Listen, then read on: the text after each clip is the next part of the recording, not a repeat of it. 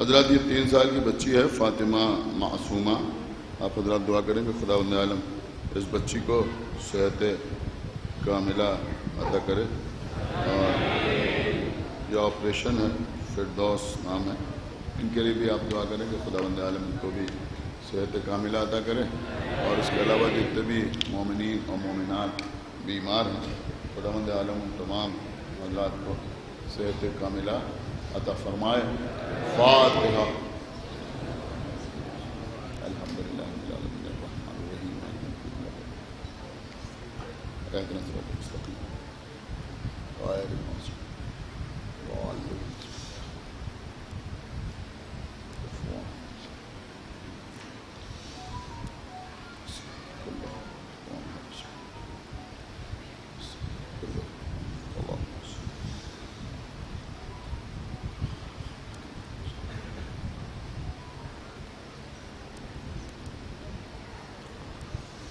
أعوذ بالله السميع العلي العظيم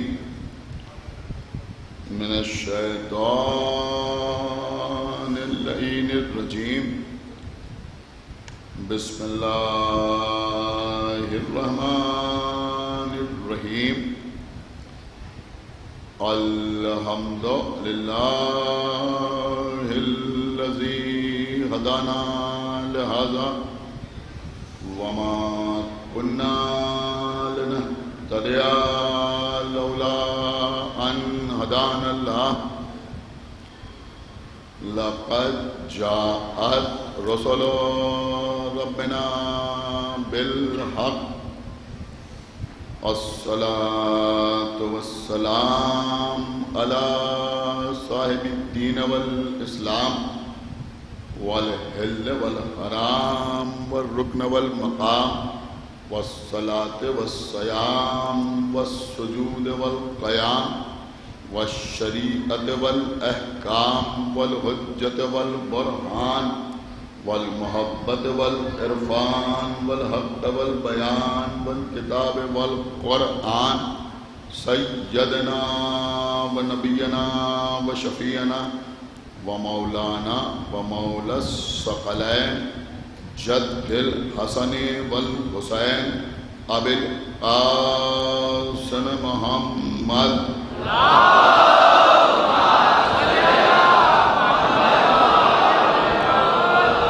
وعلى أهل بيته الطيبين الطاهرين المعصومين المظلومين المنتخبين المنتجبين الذين أذهب الله عنهم الرجس وطهرهم تطهيرا.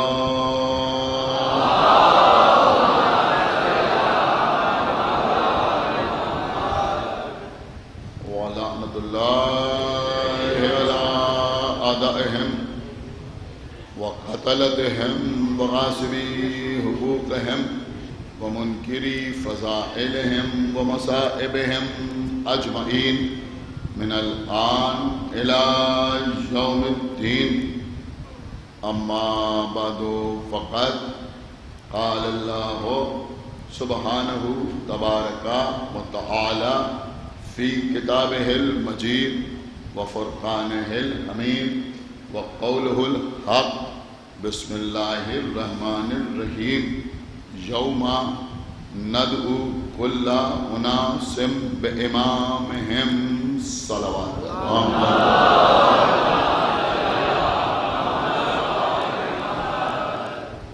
امام اور امت کے عنوان پر آپ سے گفتگو جاری و ساری ہے. سورہ بنی اسرائیل کی جس آیت کی تلاوت کا شرف روزانہ حاصل کیا جا رہا ہے اس میں ارشاد ہو رہا ہے کہ یوما یعنی روز قیامت ندعو ندا دی جائے گی، بلایا جائے گا، پکارا جائے گا، آواز دی جائے گی. کل اناس تمام کے تمام انسانوں کو بے امامہم ان کے امام کے ساتھ. یعنی روز قیامت ہر انسان کو ایک ایسے امام کی ضرورت ہوگی جس کے ذریعے سے وہ جنت میں داخل ہو سکے۔ عزیزوں، کل کی مجلس پہ میں نے آپ کی خدمت میں یہ بات عرض کی تھی کہ امام تو بہت سے لوگوں نے بنائے، مختلف ذریعے سے امام بنائے گئے، مختلف اصول اور قوانین وضع کیے گئے بعض افراد کی امامت کو ثابت کرنے کے لیے، لیکن الحمدللہ جیسے امام اللہ نے ہمیں عطا کیے ایسے امام اللہ نے کسی اور کو عطا نہ کیے۔ اور دیگر فرقوں میں امامتوں کا سلسلہ تمام ہو گیا، اب وہاں کوئی امام نہیں، لیکن الحمدللہ ہمارے یہاں امامت کا سلسلہ قائم ہے۔ صلوات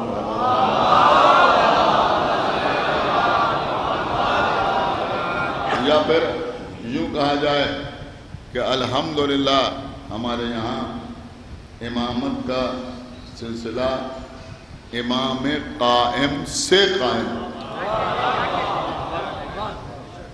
میں نے آپ کی خدمت میں عرض کیا تھا کہ علامہ ابن ابی الحدید معتزلی نے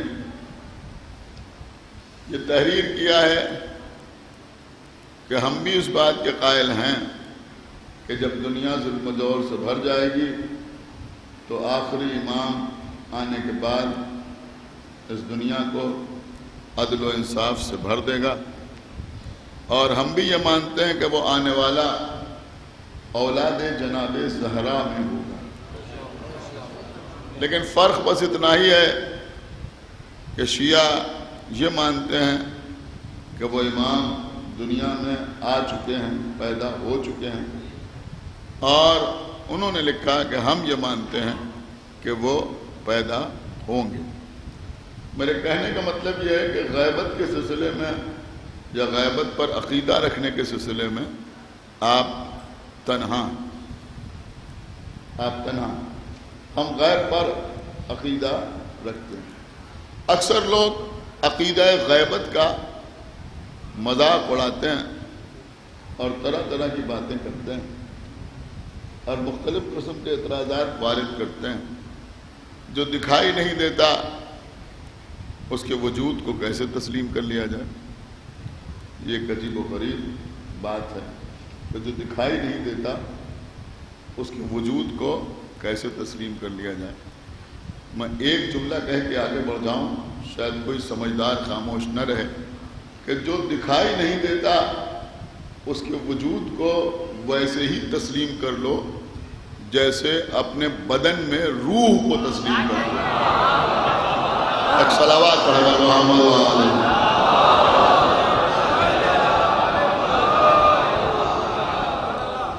بہرحال اس کے بہت سے جوابات ہیں جو دیے جا سکتے ہیں، لیکن میں اس وقت آپ کی خدمت میں عرض کروں، دیکھیے عزیزوں، عقیدہ غیبت کی بڑی اہمیت ہے۔ کبھی کسی کے سامنے شرمندہ ہونے کی ضرورت نہیں ہے، احساس کمتری کا شکار ہونے کی ضرورت نہیں ہے۔ فخر سے کہیے کہ ہم امام کی غیبت پر یقین رکھتے ہیں۔ میں انشاءاللہ آپ کے سامنے اس سلسلے میں کچھ باتیں کل یا اس کے بعد عرض کروں گا۔ آج کچھ اور میٹر میں آپ کے حوالے کرنا چاہتا ہوں۔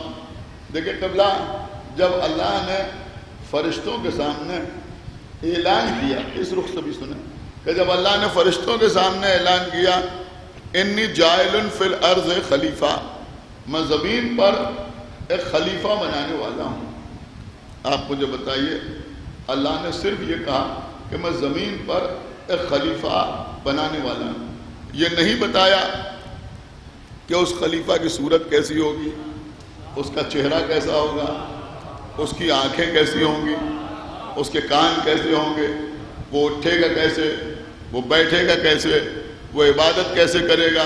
صرف اللہ نے یہ کہا کہ میں زمین پر ایک خلیفہ بنانے والا ہوں۔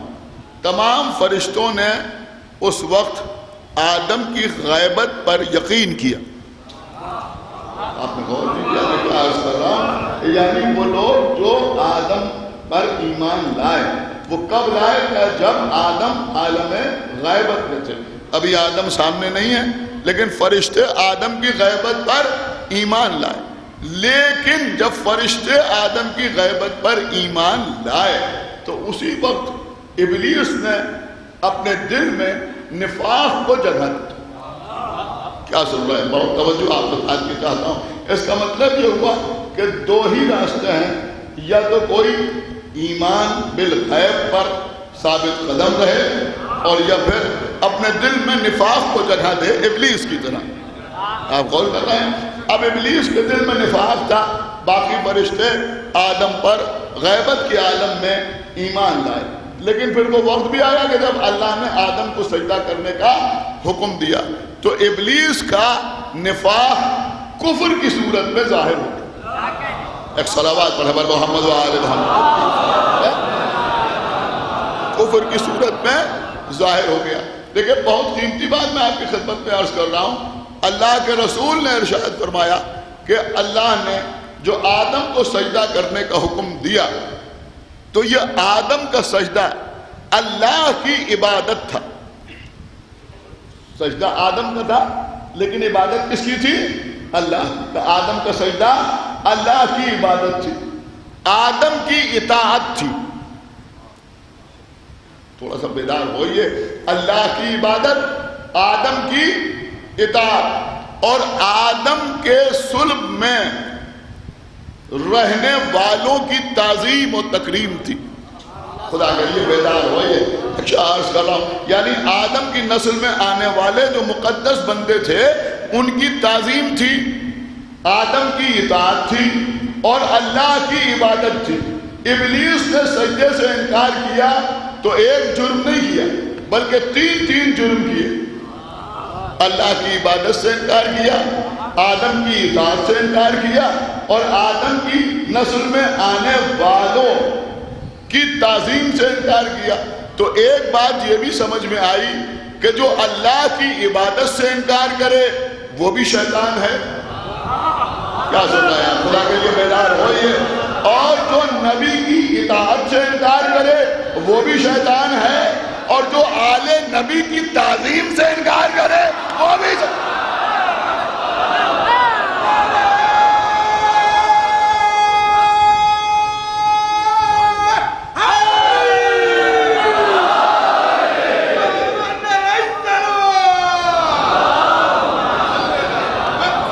دیکھیں قبلہ وقت کم ہے، دن کم ہے اور موضوع میں وسعت بہت زیادہ ہے، لہذا ان 9 دنوں میں یہ موضوع تمام تو نہ ہوگا لیکن میں کوشش کروں گا کہ کچھ چیزیں آپ تک پہنچا دوں. دیکھیے غیبت جو ہے وہ 2 طرح کی ہوتی ہے. مسلمان ہم سے کہتے ہیں صاحب ہم غیبت پر عقیدہ نہیں رکھتے. ارے تم غیبت پر عقیدہ نہیں رکھتے، کہاں کی بات کرتے ہو؟ کہ ہم غیبت پر عقیدہ نہیں رکھتے. کوئی غیب کیسے ہو سکتا ہے؟ ارے ذرا اپنی ہی تاریخ پڑھو. بڑی آرگومنٹری بات عرض کر رہا، ذرا اپنی ہی تاریخ پڑھو. جب پیغمبر اسلام کی وفات ہوئی یا پیغمبر اسلام کی شہادت ہوئی، پیغمبر نے دنیا کو چھوڑا تو بڑے فخر کے ساتھ مورخین نے لکھا کہ خلیفہ دوم کے اوپر اس کا اتنا زیادہ اثر ہوا کہ انہوں نے تلوار کھینچ لی اور اس کے بعد کہا کہ جو یہ کہے گا کہ محمد مر گئے میں اسے قتل کر دوں گا. یہ محمد مرے نہیں ہیں بلکہ موسیٰ کی طرح انہوں نے غیبت اختیار کر لی. ایک صلوات برابر محمد و آل محمد. بھائی سن رہے ہیں آپ یا نہیں؟ ایک صلوات برابر محمد و آل محمد. موسیٰ کی طرح انہوں نے غیبت اختیار کر لیے. تو خلیفہ دوم کو موسیٰ کی غیبت کا اقرار تھا یا نہیں تھا؟ یہ غیبت کہاں ہوئی تھی یہ بھی آپ جانتے ہیں. لیکن میں دوسری بات آپ کی خدمت پہ عرض کر رہا ہوں. دیکھیں غیبت بھی 2 طرح کی ہوتی ہے. 2 طرح کی غیبت ہوتی ہے. ایک ہوتی ہے شخص کی غیبت، شخص کی غیبت، کسی انسان کی غیبت. اور ایک ہوتی ہے شخصیت کی غیبت. شخص کی غیبت اور شخصیت کی غیبت. میں دونوں مثالیں آپ کی خدمت میں پیش کر دوں تو بات آپ کی سمجھ میں آ جائے. مثلا جناب خضر کی غیبت، یہ ہے شخص کی غیبت. خضر ہماری نظروں سے اوجھل ہو، یہ کیا ہے کہ یہ ہے شخص کی غیبت. جناب عیسیٰ کو اللہ نے چرخ چہارم پر اٹھا لیا. سارے مسلمانوں کا عقیدہ ہے کہ عیسیٰ غائب ہیں. یہ کیا ہے کہ یہ ہے شخص کی غیبت. یعنی جناب عیسیٰ کی غیبت یہ ہے شخص کی غیبت. ایک ہوتی ہے شخصیت کی غیبت. پڑھا لکھا مجمع میرے سامنے بیٹھا ہوا ہے. ایک ہوتی ہے شخصیت کی غیبت. شخصیت کی غیبت کیا ہوتی ہے؟ شخصیت کی غیبت یہ ہے کہ جناب موسیٰ فرعون کے دربار میں پل رہے ہیں. نہیں غور کر رہے ہیں. فرعون جناب موسیٰ کو دیکھ رہا ہے لیکن فرعون کو یہ نہیں معلوم کہ یہی موسیٰ ہے. صلوات برابر محمد و آل محمد. یہ نہیں بات. تو یہ غیبت بھی اللہ ہی نے عطا کی نا.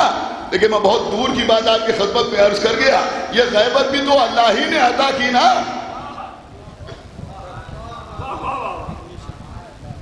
ہمارے امام کی غیبت کہیں کہیں شخصی غیبت ہوتی ہے اور کہیں کہیں شخصیت کی غیبت ہوتی ہے. یہ بات انشاءاللہ آگے آپ کے کام آئے گی. تو عزیزوں میں عرض کر رہا تھا کہ امام کی غیبت. اب سنیے عزیزوں، غیبت بھی ہمارے امام کی دو پارٹ میں، دو حصوں میں. پہلا حصہ غیبت صغرا، اس کے بعد غیبت کبرا. الحمدللہ آپ جانتے ہیں غیبت صغرا اور غیبت کبرا. غیبت صغرا کا مطلب کیا ہوا؟ چھوٹی غیبت. صغرا کہتے ہیں چھوٹی. غیبت کبرا بڑی غیبت. امام دنیا میں تشریف لائے 256 ہجری. 5 سال کے بعد غیبت صغرا کا آغاز ہو گیا. یہ غیبت صغرا امام کی 6 سال 6 مہینے اور 6 دن رہی. 6 سال 6 مہینے اور 6 دن غیبت صغرا. اب غیبت صغرا میں اور غیبت کبرا میں فرق کیا ہے؟ دیکھیں اس سال میں نے یہ موضوع جان بوجھ کے آپ کی خدمت میں پیش کرنے کا ارادہ کیا کیونکہ کچھ لوگ یہ سمجھتے ہیں کہ اگر امام آخر کا تذکرہ کیا جائے گا تو مجمع بالکل خاموش رہ کے سنے گا. کیا سن رہے ہیں؟ لوگ مبہوت ہو کے سنیں گے. نہ سبحان اللہ، نہ ماشاء اللہ، نہ واہ واہ، نہ نعرے، کچھ نہیں ہوگا. سب بالکل خاموش رہ کے سنیں گے. میں اس اشرے کے ذریعے یہ پیغام دینا چاہتا ہوں کہ یہ بھی علی کا بیٹا ہے. صلوات برابر محمد و آل محمد. ایک صلوات اور برابر محمد و آل محمد پر. یہ بھی علی کا بیٹا ہے. اور میرے خیال میں ابھی تک آپ کو احساس بھی ہو گیا ہوگا. آپ کو احساس بھی ہو گیا ہوگا. میں نے اس امام باڑے میں جو اشرے پڑھے ان میں اکثر اس طرح کے ایکسپریمنٹ کیے. مثلا میں نے بنی ہاشم کی تاریخ بیان کی. اس طرح کی مجلسیں بھی عام طور پہ لوگ بالکل خاموش رہ کے سنتے ہیں. بالکل کچھ کرنا تم بولی پہلے کر لیا.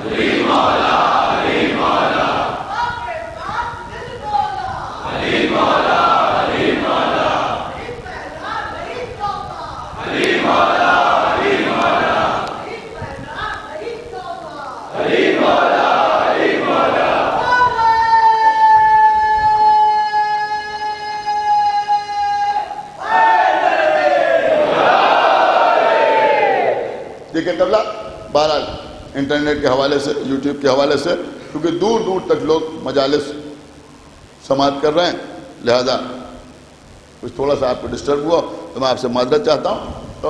بہرحال یہاں تو چند لوگ بیٹھے ہوئے ہیں لیکن دور دور تک لوگ مجلس کو سن رہے ہیں. اب عزیزوں یہ غیبت صغریٰ اور غیبت کبریٰ میں فرق کیا ہے؟ حالانکہ یہ ساری باتیں تمام حضرات جانتے ہیں جو میرے سامنے بیٹھے ہوئے ہیں یا جو مومنین مجلس سن رہے ہیں،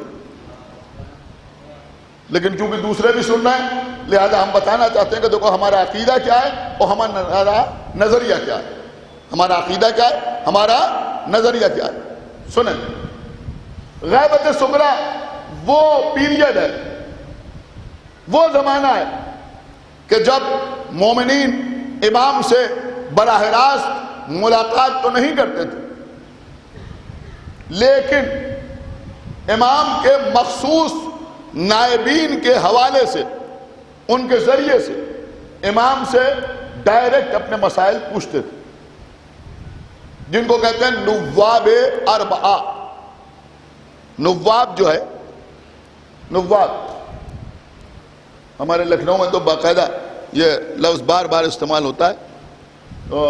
نواب نائب کی جمع، نواب اربعہ یعنی 4 نائب. سمجھ گئے نا، 4 نائب، یہ امام کے مخصوص نائب جن کو نیابت خاصہ حاصل تھی. ان 4 کے ذریعے سے لوگ اپنے اپنے مسائل یا اپنی اپنی خواہشات امام کی خدمت میں عریضے کی شکل میں لکھ کے بھیجتے تھے. اگر کوئی علمی سوال کرتے تھے تو یہ لوگ جا کے امام کی خدمت میں پیش کرتے تھے اور امام اس کا جواب دیتے تھے. اور اگر کسی کی کوئی تمنا ہوتی تھی، کوئی خواہش ہوتی تھی، ہمارا قرض نہیں ادا ہو رہا ہے، ہمارے پاس مکان نہیں ہے، ہمارے پاس کاروبار نہیں ہے، کوئی مومن اس طرح کی کوئی بات امام کی خدمت میں لکھتا تھا تو وہ بھی انہی کے حوالے سے امام تک وہ خط جاتا تھا اور اس کے بعد انہی کے حوالے سے اس کی ضرورت پوری ہو جاتی. یہ نواب اربعہ، جس میں سب سے پہلے تھے جناب عثمان ابن سعید، سب سے پہلے.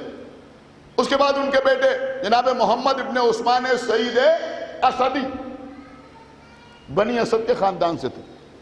آپ بنی اسد کو اچھی طرح جانتے ہیں نا، بنی اسد جو کربلا میں آباد تھے، انہی کی ایک فرد جناب حبیب ابن مظاہر بھی تھے. تو آپ یوں سمجھے کہ یہ 2 افراد جو تھے یہ جناب حبیب ابن مظاہر کے قبیلے سے تھے. اللہ اکبر. سب سے پہلے کون؟ عثمان ابن سعید اسدی، اور اس کے بعد محمد ابن عثمان ابن سعید اسدی، اور اس کے بعد ان دونوں کے بعد باپ بیٹے کے بعد باپ اور ان کے بیٹے، اس کے بعد تیسرے امام کے نائب جناب حسین ابن روح. یہ مجمع، یا یوں کہوں کہ یہ 15 شعبان کو عریضہ ڈالنے والے امام کے اس نائب کا نام اچھی طرح جانتے ہیں، جناب حسین ابن روح.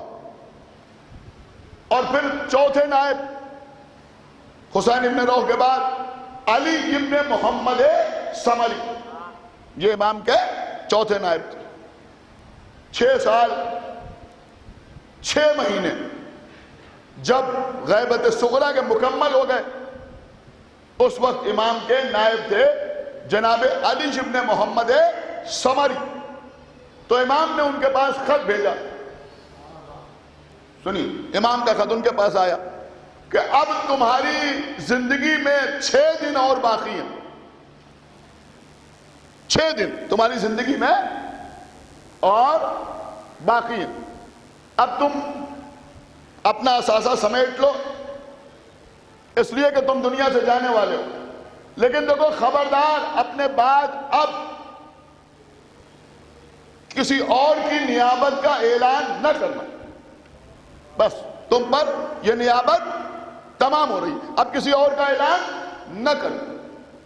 اور اس کے بعد ان کو کچھ ہدایات امام نے فرمائی، اور پھر یہ بھی فرمایا کہ اب تمہارے بعد نیابت عام ہے، اور اب ہمارے شیعہ، ہمارے چاہنے والے اپنے مسائل میں ہمارے راویان حدیث کی طرف رجوع کریں گے.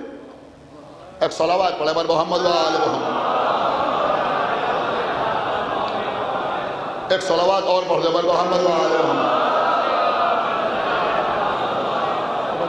دیکھیں جو لکھا ہے کتاب میں، جیسے میں نے دیکھا ہے بالکل ویسے ہی آپ کی خدمت میں عرض کر رہا ہوں، کوئی شک وک نہ کرے. پوری تفصیلات میں نے نہیں پڑھی، لیکن جو پڑھا وہ جیسے ہے ویسے ہی آپ کی خدمت میں عرض کیا کہ اب ہمارے شیعہ ہمارے راویان حدیث کی طرف رجوع کریں گے۔ اب یہ 4 نواب کے زمانے میں امام سے جو سوالات پوچھے گئے اس میں 1-2 چیزوں کے اوپر کل یا پرسوں یا 9 محرم کو کسی دن مجلس میں تھوڑی سی روشنی ڈالوں گا، تھوڑا سا تذکرہ کروں گا، لیکن اس وقت وہ نہیں عرض کرنا ہے، میں کچھ اور عرض کرنا چاہتا ہوں۔ اب ابھی تو لوگ ہم سے کہتے ہیں صاحب یہ عریضہ کیا ہے؟ عریضے کی ابتدا کہاں سے ہوئی؟ دیکھیے اگر آپ ہم سے پوچھتے ہیں کہ عریضہ کیا ہے تو عریضے کی ابتدا تو غیبت صغریٰ کے آغاز ہی سے ہو گئی، اس لیے کہ لوگ اب امام سے ملاقات نہیں کرتے تھے۔ اب جب ملاقات نہیں کرتے تھے تو وہ خط بھیجتے تھے امام کی خدمت میں، لیکن وہ خط کیسے جاتا تھا کہ امام کے نائبین کے ذریعے سے، پہلے نائب، دوسرے نائب، تیسرے نائب، چوتھے نائب، کسی کے حوالے سے امام کی خدمت میں جاتا تھا۔ سمجھدار مجمع میرے سامنے بیٹھا ہوا ہے اور خدا کے لیے سنیے گا، اور سننے کے بعد اپنی سماعتوں کی پختگی کا اعلان بھی ضرور کیجیے گا کہ بات آپ تک سمجھ میں آ گئی، آپ کی سمجھ میں آ گئی، پوری توجہ کے ساتھ آپ سماعت فرمائیں۔ دیکھیں نواب اربعہ کے زمانے میں یعنی غیبت صغریٰ جو لوگ امام کی خدمت میں خط بھیجتے تھے اس میں 2 چیزیں ہوتی تھیں، یا تو علمی قسم کے سوالات ہوتے تھے، یہ کیسے، یہ کیسے، اس کا کیا جواب ہے، اس کا کیا جواب ہے، اس کا کیا جواب ہے، یہ ہو تو کیا کریں، وہ ہو تو کیا کریں، یا تو یہ لکھتے تھے، یا پھر لوگ امام کی خدمت میں جو خط بھیجتے تھے اس میں تمناؤں کا اظہار کرتے تھے۔ ہمیں یہ چاہیے، نہیں سن رہے ہیں آپ میں کیا عرض کر رہا ہوں، ہمیں یہ چاہیے، ہمیں مکان چاہیے، ہمیں اولاد چاہیے،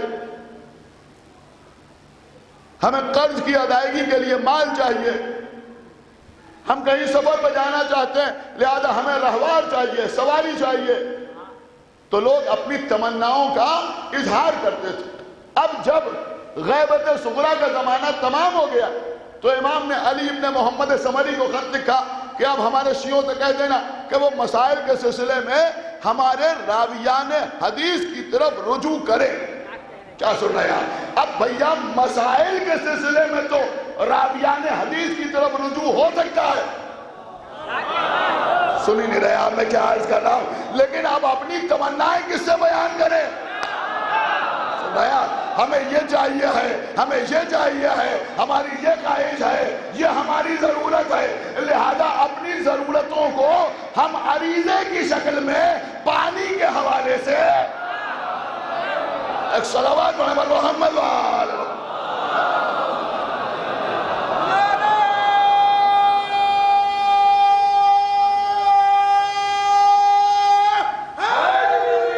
امام کی خدمت میں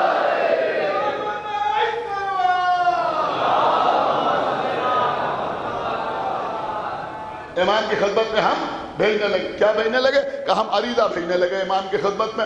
اب کچھ لوگ پریشان ہو جاتے ہیں، اب وہ کہتے ہیں صاحب یہ آپ عریضہ بھیجتے ہیں، امام کی خدمت میں خط بھیجتے ہیں، اس کا جواب بھی آتا ہے؟ خطیب اکبر مولانا مرزا محمد اطہر صاحب قبلہ اس سلسلے میں بڑی خوبصورت سی بات ارشاد فرمایا کرتے تھے، وہ فرماتے تھے کہ بے شک ہم خط بھیجتے ہیں۔ کیا غضب کی بات انہوں نے کہی! وہ کہتے تھے کہ کسی کے عزیز، کسی کے رشتہ دار دوسرے ملک میں رہتے ہیں، فرد محبت تو اس نے خط لکھا، انہوں نے جواب دیا، اس نے پھر خط لکھا، انہوں نے پھر جواب دیا، اس نے پھر خط لکھا، انہوں نے پھر جواب دیا۔ لیکن اگر کوئی پہلی بار خط لکھے ادھر سے جواب نہ آئے، دوبارہ پھر خط لکھے گا، پھر جواب نہیں آیا، یہی معاملہ آج کل میسیجز کے ذریعے بھی سمجھا جا سکتا ہے نا۔ پھر انہوں نے خط لکھا، پھر جواب نہیں آیا، پھر خط لکھا، پھر جواب نہیں آیا، آخر میں تھک کے بیٹھ جائے گا نا، سنی نہیں رہے آپ، آخر میں تھک کے بیٹھ جائے گا کہ بھائی ہم خط لکھتے ہیں ادھر سے جواب نہیں آتا۔ ایسا لگتا ہے شروع میں تو بہت سونے اپنے اپنے رہبروں کو خطوط لکھے، لیکن جن کے جواب ہی نہیں آئے ان کا سلسلہ بھی تمام ہو گیا، لیکن جس قوم کے جواب آ رہے ہیں ان کا سلسلہ جاری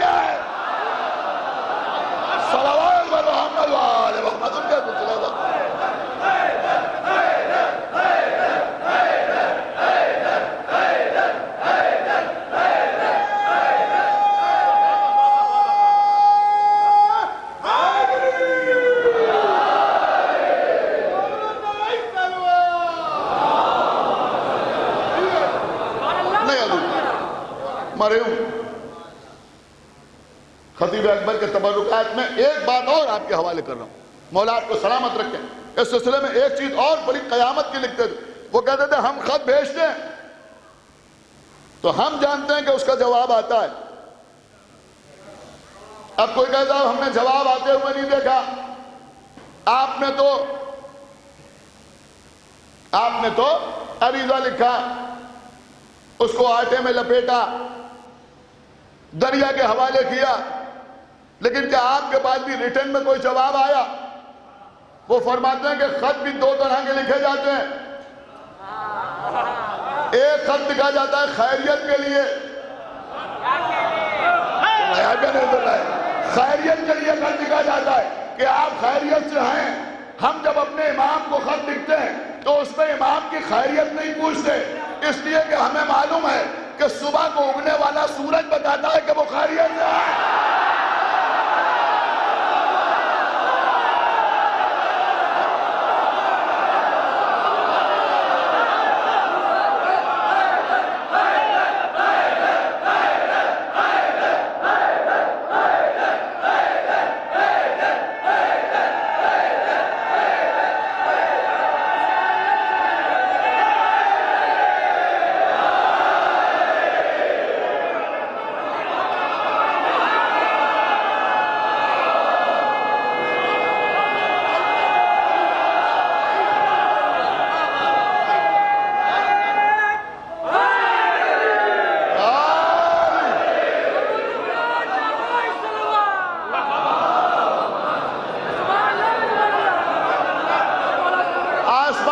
چمکنے والا چاند بتاتا ہے کہ وہ خیریت سے ہے، آسمان کے سناٹے کو توڑنے والے ستارے بتاتے ہیں کہ وہ خیریت سے ہے۔ میں جملہ عرض کر رہا ہوں، دیکھتا ہوں کون خاموش رہتا ہے۔ ارے ہماری خیریت بتاتی ہے کہ وہ خیریت سے ہے۔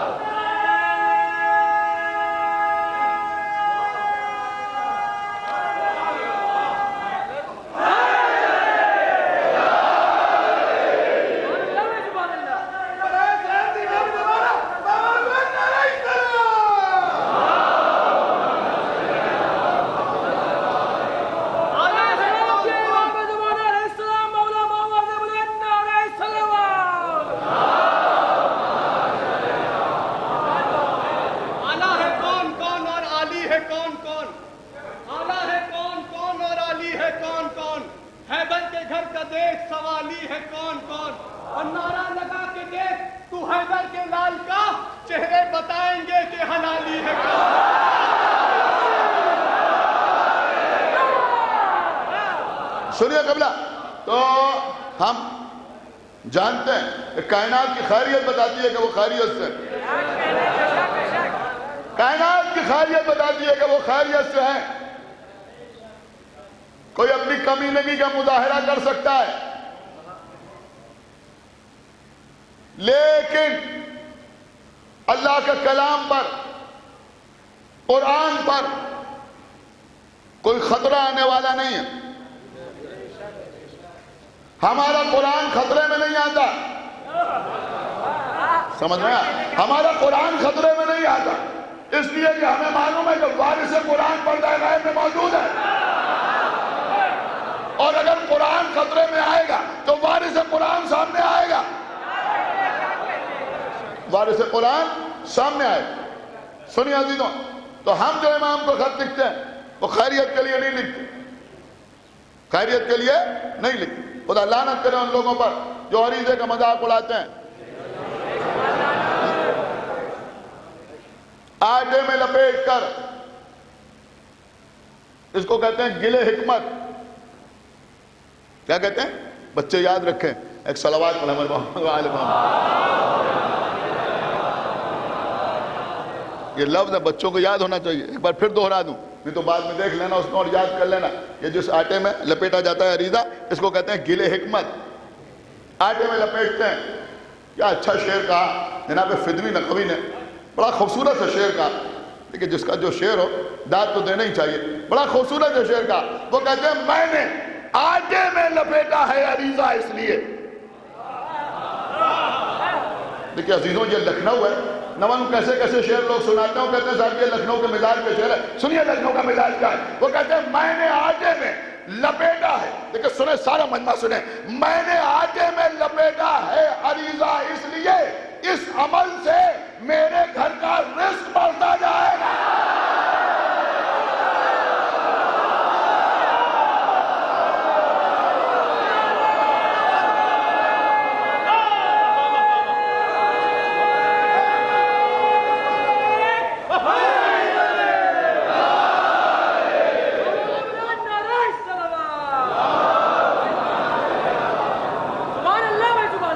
علامہ مجلسی نے اپنی کتاب میں لکھا ہے کہ جب امام کی خدمت میں عریضہ بھیجو تو اسے کسی بھی معصوم کی ذریح میں جا کے ڈال سکتے ہو. کسی بھی معصوم کی ذریح میں جا کے ڈال سکتے ہو. وہ امام کی خدمت میں پہنچے گا. یا پھر پانی کے حوالے کر دو، کیونکہ ہم ایسے شہر میں رہتے ہیں کہ یہاں کسی معصوم کی کوئی ذریح بنفس نفیس موجود نہیں ہے، لہذا پانی میں جا کے عریضہ ڈال. اس لیے کہ یہ پانی جو ہے یہ طہارت کی علامت، اس کے ذریعے سے تمہارا عریضہ امام کی خدمت میں پہنچے گا. اب ایک بات سنیں، اور یقیناً بہت سے لوگ یہاں ایسے ہوں گے جو پہلی بار سن رہے ہوں گے کہ جب آپ امام کی خدمت میں عریضہ بیچتے ہیں تو دعا بھی پڑھتے ہیں. دیکھیں یقین اصل شے ہے. 15 شعبان کو جو ہم امام کی خدمت میں عریضہ بھیجتے ہیں اس کی بات الگ اس لیے ہے کہ کسی کے گھر میں کوئی خوشی کا موقع ہو اور اس وقت مانگنے والا آ جائے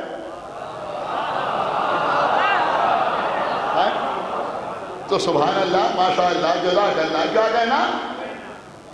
لیکن اپنی ضروریات کے سلسلے میں جب پریشان ہو تب عریضہ لکھی. صرف 15 شعبان نہیں، جب پریشان روز، سمجھ رہے ہیں، ہفتے میں ایک بار، مہینے میں ایک بار، جب کوئی ضرورت پڑے امام کی خدمت میں عریضہ لکھی اور امام کی خدمت میں پیش کی. لیکن جب آپ امام کی خدمت میں عریضہ پیش کرتے ہیں تو ایک چھوٹی سی دعا بھی پڑھتے ہیں. اس دعا کا آغاز کہاں سے ہوتا ہے؟ یا حسین ابن روح، یہی تو پڑھتے ہیں نا، یا حسین ابن روح. یعنی امام کی خدمت میں جب عریضہ پیش کرتے ہیں تو جناب حسین ابن روح کو وسیلہ بناتے ہیں، ذریعہ بناتے ہیں. ڈائریکٹ کیوں نہیں بھیج دیتے؟ کیا نہیں پہنچے گا؟ نہیں پہنچے گا. اس کے پیچھے بھی قبلہ ایک حکمت ہے. حالانکہ یہ بھی میں عرض کر دوں کہ یہاں پر یہ رائج ہے، اور یہ کیوں رائج ہے یہ بھی ابھی میں آپ کو بتاؤں گا، ابھی بتاتا ہوں. لیکن آپ کسی بھی نائب امام کا نام لے سکتے ہیں. یعنی امام کے جو 4 نائب ہیں ان میں کسی کا نام بھی آپ لے سکتے ہیں امام کی خدمت میں عریضہ بھیجنے کے لیے. اگر حسین ابن روح کا نام یاد نہ رہے تو کسی پہلے، دوسرے یا چوتھے کسی کا نام بھی لے سکتے ہیں، یا علی ابن محمد سمری بھی کہہ سکتے ہیں. کسی کا نام بھی آپ لے سکتے ہیں. یہ امام کے نائب کا نام لے کے امام کی خدمت میں عریضہ کیوں بھیجا جا رہا ہے آپ کو پتا ہے؟ اس کا سبب کیا ہے؟ دیکھیں میں نے کبھی پڑھا تھا بہت پہلے، کئی سال پہلے میں نے پڑھا تھا، اس وقت دہرا رہا ہوں، کہہ کے دہرا رہا ہوں.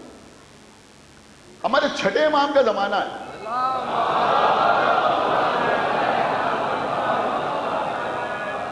امام کے ایک شاگرد خاص جو مومن طاق کہلاتے ہیں، وہ ایک راستے سے گزر رہے ہیں.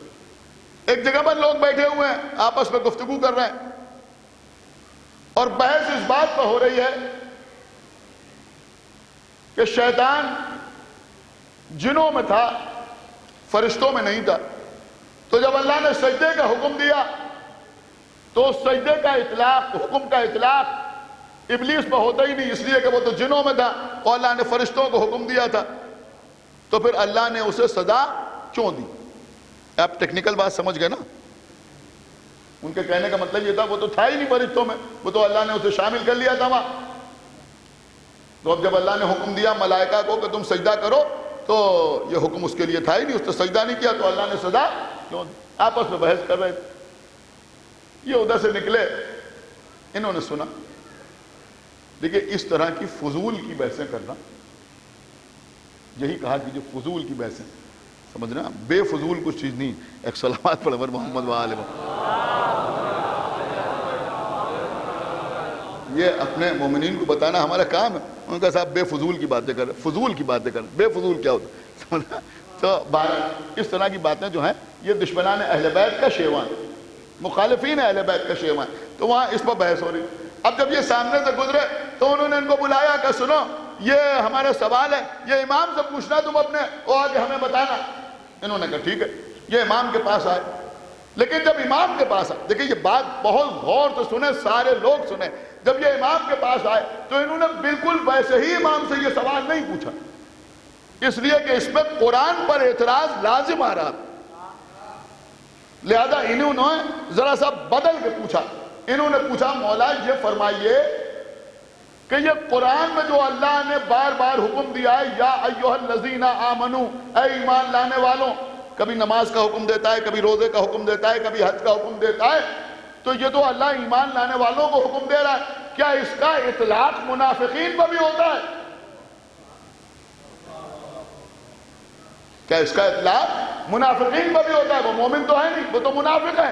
تو امام مسکرائے، دیکھیں سوال کچھ تھا اور انہوں نے سوال بدل کے امام کی خدمت میں پیش کیا۔ امام مسکرائے اور مسکرا کے فرمایا کہ تم نے بڑا اچھا سوال کیا، ان احکامات کا اطلاق منافقین پر بھی ہوتا ہے، اس لیے کہ وہ بدعوت ظاہری مومنین کے ساتھ اٹھتے بیٹھتے ہیں۔ اور پھر کہا ان لوگوں کو جا کے بتا دینا کہ ابلیس کی حیثیت فرشتوں میں ویسی ہی ہے جیسی مومنوں میں منافق کی۔ ہائے ہائے ہائے ہائے، ایک صلوات پڑھے محمد و آل محمد، بالکل ویسی ہے۔ یہ واقعہ میں نے آپ کو بیچ میں کیوں سنایا؟ یوں ہی نہیں سنایا، یہ میں نے اس لیے سنایا کہ یہ جب آپ امام کی خدمت میں عریضہ پیش کرتے ہیں، دیکھیں اب جو دل کی گہرائی سے سنے گا وہ کم سے کم دعاؤں میں تو ضرور یاد رکھے گا، داد دے یا نہ دے لیکن دعاؤں میں ضرور یاد رکھے گا کہ یہ جب ہم امام کی خدمت میں، سنیے گا، عریضہ بھیجتے ہیں تو ہم جناب حسین ابن روح کو یعنی امام کے نائب کو کیوں مخاطب کرتے ہیں؟ یہاں بھی مسئلہ وہی ہے کہ ہم نے عریضہ تو لکھا ہے لیکن نہ تو ہماری رائٹنگ اس لائق ہے کہ امام کی خدمت میں جائے، کیا سنا ہے آپ؟ نہ ہماری تحریر ایسی ہے کہ اس لائق ہو کہ امام کی خدمت میں جائے، نہ ہمارے جملے ایسے ہیں جو شایان شان ہو کہ یہ اپلیکیشن ان کی خدمت میں جائے، لہذا حسین ابن روح کو مخاطب کرتے ہیں۔ ہم نے اپنا حال دل لکھ دیا ہے، اب جیسے آپ چاہیں ویسے امام کی خدمت۔ اللہ اکبر،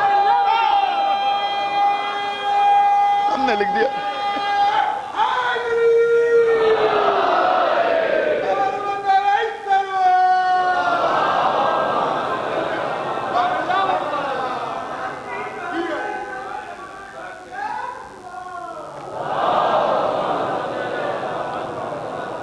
میرے مولا کا کرم آپ نے سن لیا، مولا آپ کو سلامت رکھے، جتنا یاد رکھ سکیے گا یاد رکھیے گا۔ اب بس ایک آخری بات سن لیجیے کہ جب اجازت ہے کہ کسی بھی نائب کو مخاطب کرو تو پھر یہ حسین ابن روح کو ہی کیوں؟ یہ تو تیسرے نائب ہے نا، انہی کو مخاطب کیوں کیا جاتا؟ پہلے کا نام کیوں نہیں لیا، دوسرے کا نام کیوں نہیں لیا، چوتھے کا نام کیوں نہیں لیا؟ یہ حسین ابن روح کو مخاطب کیوں کیا گیا؟ پڑھیے نا دعا عریضہ پڑھیے نا، یوٹیوب پر آپ سرچ کریں، گوگل پر سرچ کریں، آپ کے سامنے آ جائے گی اور گھروں میں ہوگی۔ اکثر ایسا ہوتا ہے ایک آدمی پڑھ رہا ہے اور باقی سب عریضہ لیے وہ کھڑے ہیں، اب وہ عریضہ سب نے ڈال دیا. جب دعا تمام ہو گئی شروع وہیں سے ہوتی ہے، یا حسین ابن راؤ. سنیے قبلہ شیخ صدوق علیہ الرحمن نے واقعہ لکھا ہے، بڑا قیمتی واقعہ. انہوں نے لکھا کہ جناب حسین ابن راؤ کے زمانے میں ایک شخص ان کی خدمت میں حاضر ہوا اور آنے کے بعد کہا کہ یہ بتائیے کہ اس وقت امام کا نائب کون، امام کا سفیر کون؟ تو حسین ابن راؤ نے کہا کہ میں امام کا نائب ہوں. میں بعض روایتوں میں ہے کہ وہ آنے والی ایک خاتون تھی اور بعض میں ایک مرد، 12 جو بھی. آنے والے نے کہا کہ اس وقت کون ہے حسین ابن راؤ کا نائب؟ انہوں نے کہا میں. اس نے کہا کہ آپ ان کے نائب؟ کہا ہاں ہم ان کے نائب. کہا آپ کے پاس کوئی دلیل ہے؟ سنیں سارا مجمع. کہا آپ کے پاس کوئی دلیل ہے کہ آپ ان کے نائب ہیں؟ تو حسین ابن راؤ نے کہا کہ یہ تیرے ہاتھ پہ جو ڈبہ ہے اس میں کیا ہے؟ اس نے کہا کچھ چیزیں ہیں جو میں لے کے آیا ہوں امام کی خدمت میں ہدیہ کرنے کے لیے. امام نے فرمایا اس کو لے کے میرے گھر سے باہر جاؤ. انہوں نے کہا حسین ابن راؤ نے کہ اس کو لے کے میرے گھر سے باہر جاؤ اور جا کر اس کو دریائے دجلہ میں ڈال دو. لیکن سنیے عریضہ کہاں ڈالا جاتا ہے؟ دریا. اب بھی نہ بولیں گے تو کب بولیں گے؟ کہا جاؤ جا کے دریائے دجلہ میں اسے ڈال دو. وہ شخص گیا. انہوں نے کہا تھا اسے دلیل چاہیے. اس نے جا کر وہ ڈبہ وہ باکس دریائے دجلہ کے سپرد کر دیا. وہاں ڈال کے واپس آیا ان کے پاس. جب ان کے پاس واپس آیا تو انہوں نے اس کو بلایا. وہ آیا ان کے سامنے بیٹھا. کہا دریا میں ڈالا ہے؟ کہا ہاں ہم اسے دریا میں ڈالا ہے. حسین ابن راؤ نے اپنی کنیز کو آواز دی. کیا سن رہے ہیں؟ اپنی کنیز کو آواز دی. کنیز باہر آئی. کہا میرے حجرے میں جاؤ، میرے حجرے میں جاؤ. میرے بستر کے قریب ایک چھوٹا سا صندوقچہ رکھا ہے، اٹھا لاؤ. اللہ اکبر، آپ کیا سن رہے ہیں؟ ایک چھوٹا سا صندوقچہ رکھا ہے، اٹھا لاؤ. وہ کنیز گئی، وہاں سے وہ باس وہ ڈبہ وہ صندوقچہ اٹھا کے لے کے آئی. یہ شخص بیٹھا ہوا ہے، اس نے غور سے دیکھا یہ تو وہی صندوقچہ ہے جو میں دریا میں ڈال کے آیا تھا. سن رہے ہیں یا نہیں سن رہے بھائی؟ ان کو جو ہی مخاطب نہیں کیا جاتا کہ یہ تو وہی صندوقچہ ہے جو میں دریا میں ڈال کے آیا تھا. اس کے بعد جناب حسین ابن راؤ نے کہا تجھے دلیل چاہیے نا کہ میں امام کا نائب ہوں؟ کہا ہاں مجھے دلیل چاہیے.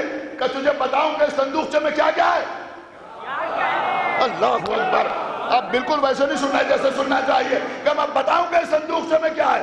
سن، اس میں 2 سونے کے کنگن ہیں. دیکھیں منوان ویسے ہی سنا رہا ہوں آپ کو. اس میں 2 سونے کے کنگن ہیں. اس میں ایک گلے کا ہار ہے جو سونے کا ہے جس میں جواہرات جڑے ہوئے ہیں. 2 کانوں کی چھوٹی چھوٹی بالیاں ہیں. اللہ اکبر. 2 کانوں کی چھوٹی چھوٹی بالیاں ہیں اور 2 چاندی کی انگوٹھیاں ہیں. کیا سن رہے ہیں؟ 2 چاندی کی انگوٹھیاں ہیں جس میں ایک انگوٹھی فیروزے کی ہے، ایک عقیق کی ہے. صلوات پڑھے محمد وآل محمد.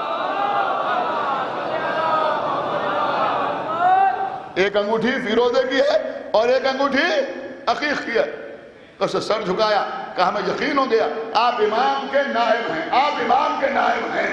تو چونکہ یہ کرامت جناب حسین ابن راؤ سے سرزد ہوئی لہذا ہماری سمجھ میں آیا کہ بھائی اگر پانی میں عریضہ ڈالا جائے تو انہی کو امین بنائے.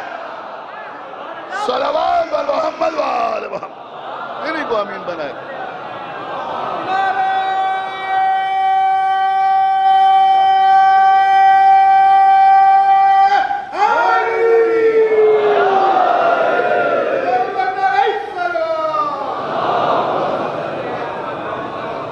بس قبلہ ہم یوں ہی نہیں مانتے. اللہ کے رسول نے فرمایا تھا کہ وہ جو آخری ہوگا اس کا نام میرا نام ہوگا، اس کی کنیت میری کنیت ہوگی. یعنی میں بھی ابو القاسم ہوں، سن رہا، اور وہ بھی ابو القاسم ہوگا۔ دیکھیں ایک ایک چیز قابل غور ہے۔ ہمارے یہاں مجلس ہوتی ہے، پیغمبر کو صلوات ہوتی ہے، جب پیغمبر کو صلوات ہوتی ہے تو پیغمبر کو کسی بھی لقب سے یاد کیا جا سکتا ہے،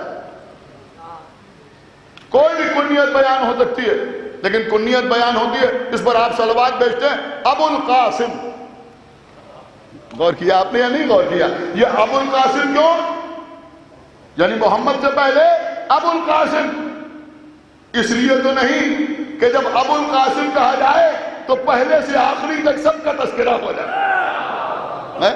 جو میری کنیت وہی اس کی کنیت، اس کی صورت میری صورت ہوگی، اس کی رفتار میری رفتار ہوگی، اس کا قد میرا قد ہوگا۔ ہاں جی،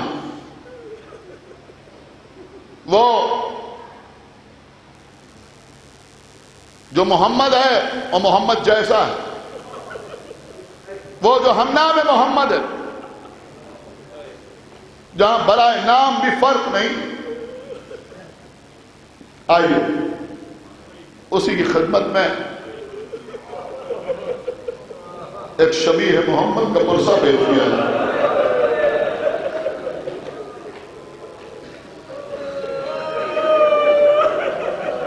خدا کو کسی غم میں نہ رلائے۔ آج چھٹی محرم، صبح سے تمام مجالس میں آپ شہزادہ علی اکبر کے مسائل سن رہے ہیں۔ عزیزوں، آپ نے اس بات کو محسوس کیا ہوگا کہ علماء، خطبہ، ذاکرین سال بھر مجلسیں پڑھتے ہیں، لیکن ہر مجلس میں شہزادے کا تذکرہ نہیں کرتے۔ اگر کبھی کہیں کسی جوان کی موت ہو جائے،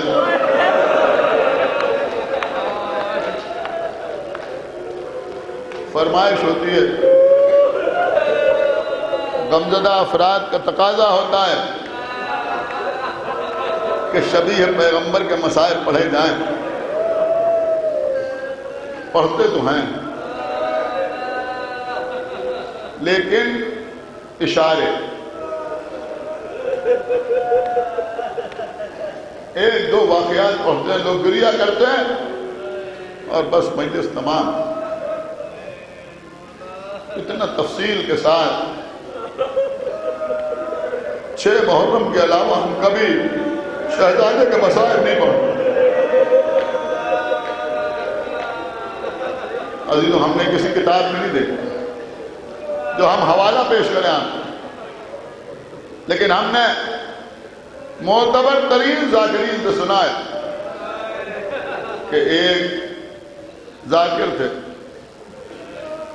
جن کو شہزادے سے بڑی محبت تھی۔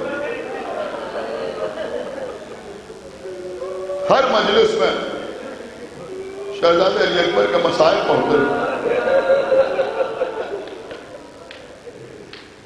ہر مجلس میں شہزادے علی اکبر کے مسائل پڑھتے تھے۔ ایک بات معذرت کے ساتھ پیغام کی صورت میں ان لوگوں تک پہنچا رہا ہوں جو مجالس میں نوحہ پڑھتے ہیں، مجلس سے پہلے ممبر پہ آتے ہیں اور نوحے پڑھتے ہیں۔ ٹھیک ہے، پڑھیے، ضرور پڑھیے، لیکن ذرا خیال رکھا کیجیے کہ لوگ سننے پر آمادہ بھی ہیں یا نہیں۔ میں سمجھتا ہوں اس کا خیال بھی بہت ضروری ہے، اور خاص طور سے مسائل کے سلسلے میں۔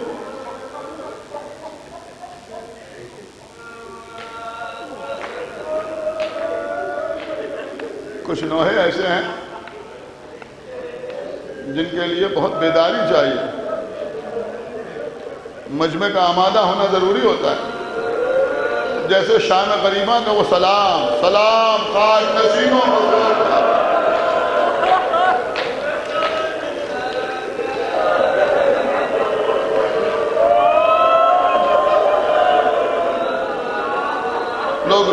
آمادہ ہوں تو 1000 بار پڑھیے، لیکن خالی مجمع بلانے کے لیے نہیں۔ ان نزاکتوں کا خیال رکھنا ضروری ہے۔ وہ ذاکر تھے، ہر مجلس میں شہزادے علی اکبر کے مسائل پڑھتے تھے۔ ایک دن خواب میں دیکھا کہ آقا حسین تشریف لائے، آگے کہہ رہے ہیں میرے ذاکر تو ہر مجلس میں میرے لال اکبر کے مسائل نہ پڑھا۔ انہوں نے ہاتھ جوڑے، کہا حضور سرکار ہم علی اکبر کے مسائل نہ پڑھا کریں؟ کہا ہاں نہ پڑھا کریں، ہر مجلس میں نہ پڑھا۔ کہا مولا کیوں؟ کہا اس لیے کہ اگر کہیں علی اکبر کے مسائل پڑھے جائیں اور کوئی نہ روئے تو میری بہن زینب کا دل دکھتا۔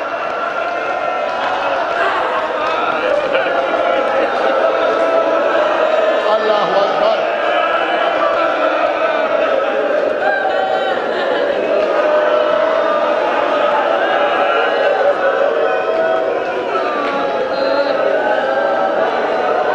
فرش ازائے حسین کا آئیے تو فضائل سنیے۔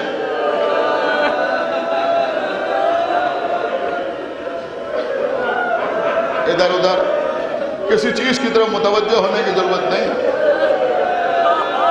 خاص طور سے میں اپنے بچوں سے کہہ رہا ہوں، جیسے ہی مجلس کے فرش پہ آ کے بیٹھیے اپنے موبائل آف کر دیجیے، اپنے موبائل آف کر دیجیے۔ سمجھ رہے ہیں؟ اللہ آپ کو سلامت رکھے، ترقی عطا کرے کہ بیچ بیچ میں کسی کو بتانا کہ ہم مجلس میں بیٹھے ہیں، آپ فرش ازائے حسین پر بیٹھے ہیں، یا بی بی سیدہ ہیں۔ اور خاص طور سے اس معاملے میں آپ رونے کے لیے آتے ہیں، یہ بیچ میں فوٹو کھینچنے کی کوشش نہ کریں، صرف رونے کے لیے آتے ہیں، روئیے، فضائل سنیے۔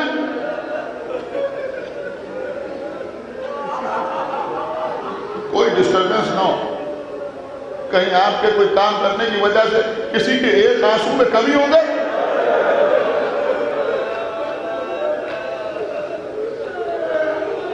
عزیز و حسین کا لال علی اکبر، 18 برس میں علی اکبر۔ بی بی ام لیلہ فرماتی ہیں کہ اکثر جب رات کے کسی پہر میں میری آنکھ کھلتی تھی تو اکثر میں نے دیکھا کہ علی اکبر کے گہوارے پر ایک سایہ جھکا ہوا۔ میں بے قرار ہو کے اٹھی، قریب پہنچی، جا کے کیا دیکھا؟ آقا حسین علی اکبر کے جھولے پر جھکے ہوئے، علی اکبر کے لب و رخسار کو چوم رہے ہیں، ہاتھ جوڑے آقا۔ اتنی رات کو آپ علی اکبر کے گہوارے کے قریب، تو ام لیلہ اکبر کی محبت ہمیں سونے نہیں دیتی۔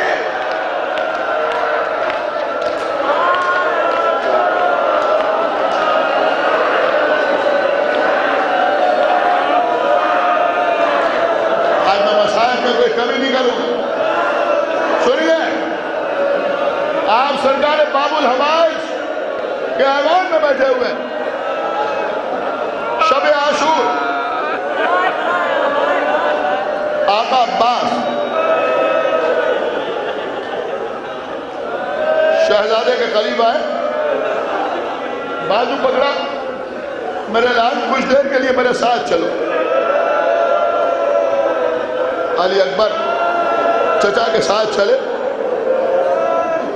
ایک ایسے خیمے میں آئے جہاں کوئی موجود نہ تھا۔ دونوں خیمے میں داخل ہوئے، علی اکبر نے دیکھا سامنے ایک کرسی رکھی ہوئی، شاید یہ اہتمام بھی آقا عباسی نے کیا تھا، ایک کرسی رکھی ہوئی۔ حضرت عباس نے شہزادے کے دونوں بازو پکڑ لیا، کہ میرے لال کچھ دیر کے لیے اس کرسی پہ بیٹھ جاؤ۔ چچا آپ کے سامنے بیٹھ جاؤ، میرا حکم سمجھ کے بیٹھ جاؤ، میرا حکم سمجھ کے بیٹا بیٹھ جاؤ۔ علی اکبر کرسی پر بیٹھے، حضرت عباس نے علی اکبر کے گھٹنوں پر دونوں ہاتھ رکھے۔ علی اکبر نے اٹھنا چاہا، نہیں میرے لال بیٹھے رہو، تھوڑی دیر بیٹھے رہو۔ چہرہ اٹھایا، علی اکبر کے چہرے کی طرف عباس کو دیکھنا شروع کیا۔ کچھ لمحے گزرے، علی اکبر دیکھ رہے، چچا میرے چہرے کی طرف دیکھ رہے ہیں۔ کچھ دیر کے بعد کہا چچا کچھ کہنا ہے؟ اے چچا کوئی نصیحت؟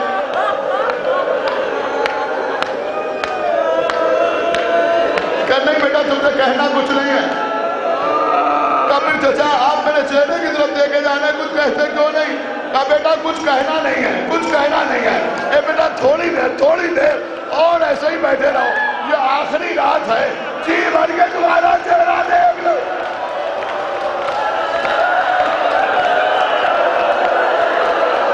یا باب الحوائج، ان ماتمداروں کو سلامت رکھے، ہر وبا سے محفوظ رکھے۔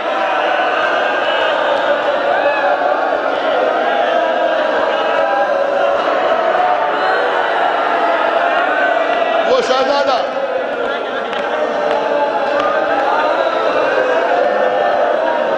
آئے، بابا میدان میں جانے کی اجازت دے دیجیے،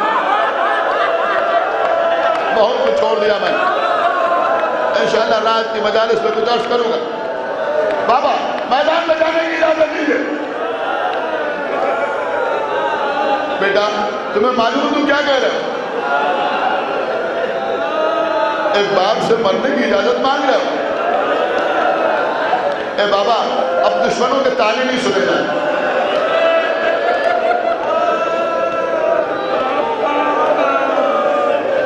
جاؤ میرے لال اپنی پھوپھی سے اجازت مانگو، اپنی ماں سے اجازت مانگو۔ علی اکبر خیمے کے اندر گیا، بی بی زینب سے اجازت حاصل، ماں سے اجازت مانگی، ایسے اجازت حاصل کی کہ تو شفیع پیغمبر جانے باہر آئے۔ امام حسین نے کہا بابا ہم اجازت دیا، بیٹے کو گلے سے لگایا، روتے رہے، پھر کہا علی اکبر خدا حافظ۔ شہزادہ گھوڑے پر سوار ہوا،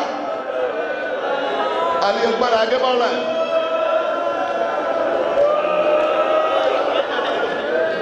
احساس پر کوئی پیچھے چلا آ رہا، آواز کانوں میں رہی، یا بنیا مہلن مہلا، یا بنیا مہلن مہلا، اے میرے لال آہستہ آہستہ آہستہ آہستہ آہستہ آہستہ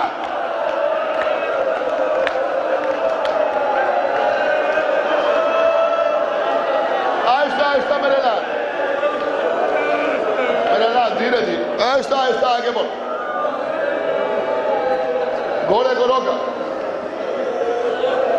تھوڑا حوصلے سے سنیے، گھوڑے کو روکا علی اکبر نے، اور اس کے بعد واپس آئے، بابا آپ نے تو اجازت دے دی، اے بابا پیچھے کیوں آ رہے؟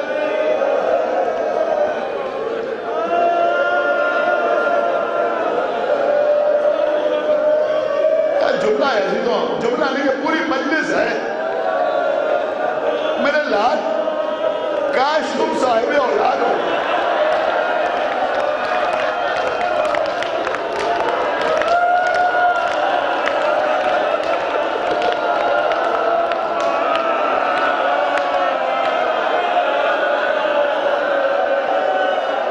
چلے گئے علی اکبر،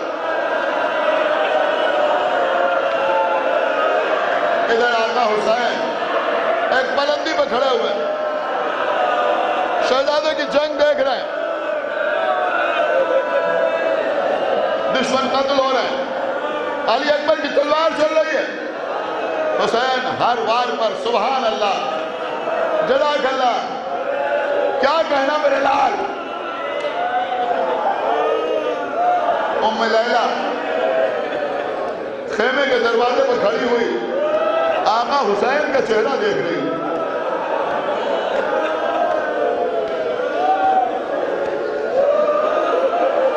ایک مرتبہ حسین کے چہرے کا رنگ متغیر ہوا، ام لیلہ نے فضہ سے کہا فضہ میرے والد کو بلاؤ،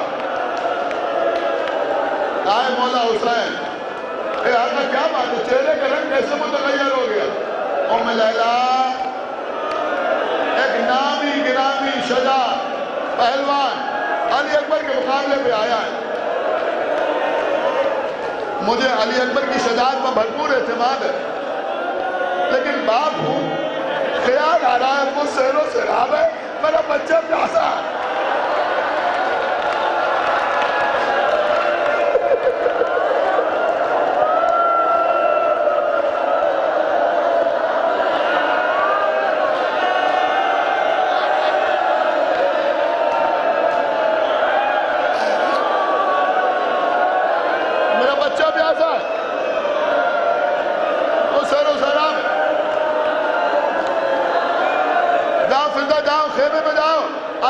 کی واپسی کی دعا کرو.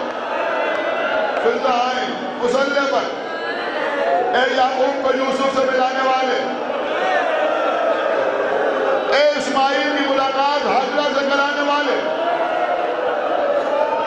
میرا بچہ واپس آ جائے. ادھر علی اکبر اس شخص کو قتل کر کے واپس آئے آقا حسین کے پاس. بابا پیاس مارے ڈالتے، اگر تھوڑا سا پانی مل جاتا ان دشمنوں کو دکھا دیتا کہ علی کا پوتا کیسے جنگ کرتا ہے. میرے لال سنیں گے آپ؟ میرے لال اپنی زبان میرے دہن میں دے دو. علی اکبر نے اپنی زبان حسین کے دہن میں دی.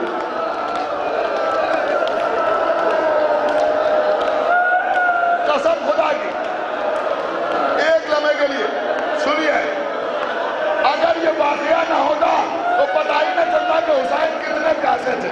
علی اکبر نے زبان حسین کے دہن میں دی. یہ کہہ کے باہر نکالی، بابا آپ کی زبان میں تو کانٹے پڑے ہوئے. انگوٹھی اتاری. علی اکبر یہ انگوٹھی دہن میں رکھو. علی اکبر نے انگوٹھی دہن میں رکھی. واپس علی اکبر میدان میں آئے. ارے ختم ہو گیا. حسین خیمے کے در میں آئے. ام لیلا اب اکبر کی واپسی کی دعا نہ کرنا.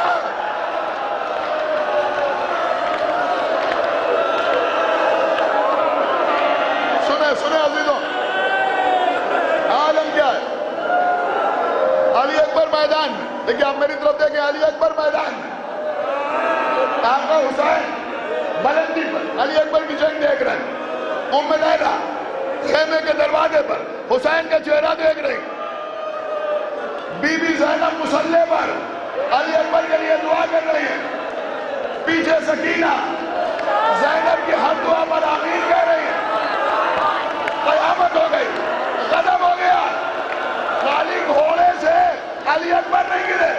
علی اکبر گھوڑے سے گرے، حسین بلندی میں گرے، ام لیلا در خیمہ میں گری، زینب مسلح میں گری، زینب کے پیچھے سکینہ گرے.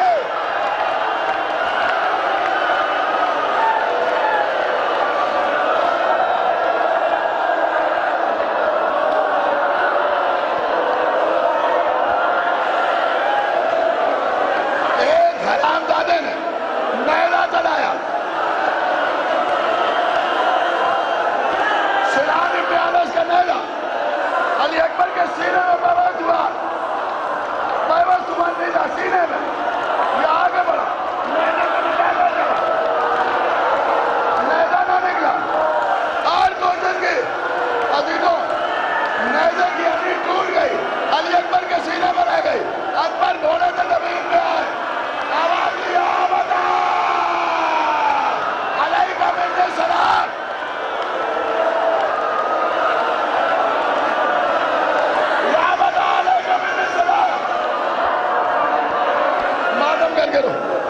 سینے میں ہاتھ مار کرو میرے نوجوانوں. یہ علی اکبر کے مسائل سینے میں پرچی کی ہڈی ٹوٹی. ادھر حسین، اے میرے لال تمہارے مرنے سے دنیا اندھیر ہو گئی. آگے بڑھے، 10 مرتبہ گرے، اٹھے.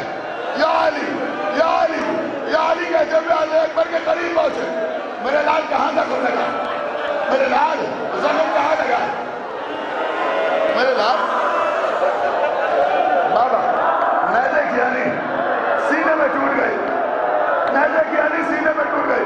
میری طرف دیکھو میرے بچوں، نیزے کی ہڈی سینے میں ٹوٹ گئی. اے بیٹا میں نکالتا ہوں سینے سے نیزے کی ہڈی کو نکالتا ہوں. علی اکبر نے آنکھیں کھولی، آقا حسین کے چہرے کے طرف دیکھا. اے میرے بابا کتنی جگہ گر کے آ رہے ہو؟ اے میرے بابا کتنی جگہ گرے، کتنی جگہ اٹھے. اے بابا رکیے، نیزے سے سینے کی ہڈی آپ بعد میں نکالیے گا. پہلے آپ کے چہرے سے خاک صاف کر دوں. علی اکبر نے اپنے ہاتھوں سے اپنے بابا کا چہرہ صاف کیا. حسین نے گھٹنا زمین میں رکھا، حسین ابن اشرف کی طرف دیکھا، ایک ہاتھ علی اکبر کے سینے پر رکھا، ایک ہاتھ علی اکبر کے سینے پر رکھا، اور اس کے بعد حسین نے نیزے کی انگلی کو پکڑا، بسم اللہ وباللہ وفی سبیل اللہ۔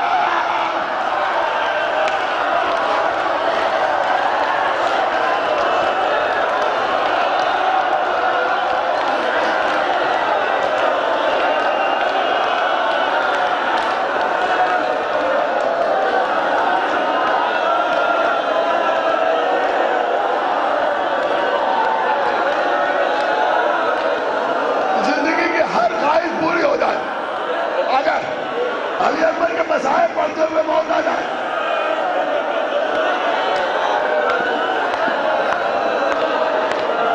نیزے کی علی باہر آئی، خالی نیزے کی علی باہر نہیں آئی، علی اکبر کا کلیجہ 18 برس سے علی اکبر نے دم توڑا۔ بس مجلس تمام ہو رہی ہے، مجلس تمام ہو رہی ہے، تمہیں سنیں، علی اکبر نے دم توڑا، حسین نے پیٹھ کے نیچے ہاتھوں کو لگایا، لاشے کو اٹھانا چاہا، مشکل کشا علی، میرے حاجت روا علی، کڑیل جمع کی لاش اٹھاتا ہوں یا علی، یہ کہہ کے لاشے کو اٹھایا، 2-4 قدم آگے بڑھے، پھر زمین پر رکھا، پھر اٹھایا، پھر زمین پر رکھا، ایک مرتبہ خیمے کی طرف دیکھا، چھوٹے چھوٹے بچے خیمے کے در پر کھڑے ہوئے ہیں، آؤ بچوں آؤ بچوں آؤ، آج علی اکبر کو آزاد آؤ۔ بس عزیزوں مجلس تمام ہو رہی ہے، بس ایک جملہ سنانا ہے آپ کو۔ یہ جو بچے جن کو حسین نے بلایا، یہ کتنے بڑے بڑے بچے تھے، یہ 12-13 سال کے بچے نہیں تھے، وہ بچے تو حسین پہ پہلے ہی جان قربان کر چکے تھے، یہ چھوٹے چھوٹے بچے 5 سال 6 سال 7 سال 8 سال چھوٹے بچے، اللہ آپ کے بچوں کو سلامت رکھے۔ ارے یہ بچے کیا جانے مسجد کیسے اٹھتی ہے، جنازہ کیسے اٹھتا ہے، لاشا کیسے اٹھایا جاتا ہے،